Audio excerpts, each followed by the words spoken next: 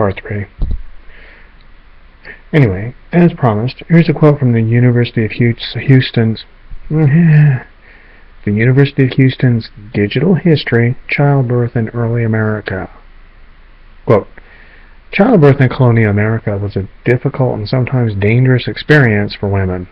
During the 17th and 18th centuries, between 1% and 1.5% of all births ended in the mother's death as a result of exhaustion, dehydration, infection, hemorrhage, or convulsions. Since the typical mother gave birth to between 5 and 8 children, her lifetime chances of dying in childbirth ran as high as 1 in 8. In 1900, maternal mortality was about 65 times higher than it is today, and not much lower than it had been in the mid-19th century. End quote.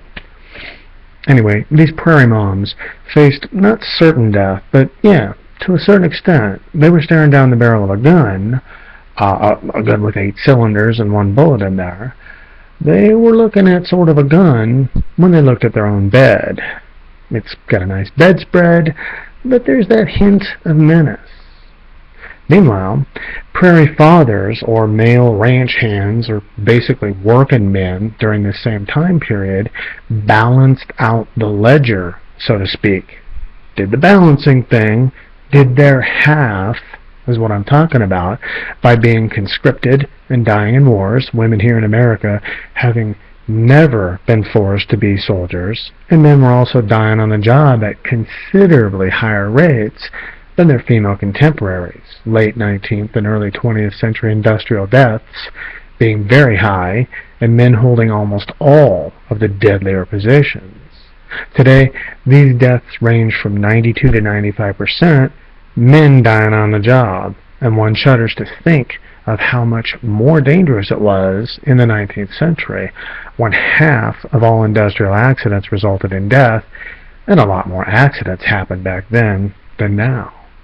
So yeah, it balanced out. You got a lot of moms dying during childbirth, but then you got a lot of men dying on the battlefield and at the workplace. But that was then. Now, with the inventions of the condom and the pill, and with legal abortions in hospitals or clinics being extremely safe for the mother and getting safer all the time, and with the invention of the morning after pill, well, if you're a woman and you don't want to die during childbirth, you have many, many chances to not give birth, even if you get pregnant. And even if you do decide to have your baby, you're still only looking at 15, that's 15 chances out of every 100,000 births here in America where the mom dies. 15 out of 100,000. So we lost our balance. Things are out of whack. Disequilibrium reigns. The risky activity women used to perform, their half, as it were, well, it's no longer nearly as risky.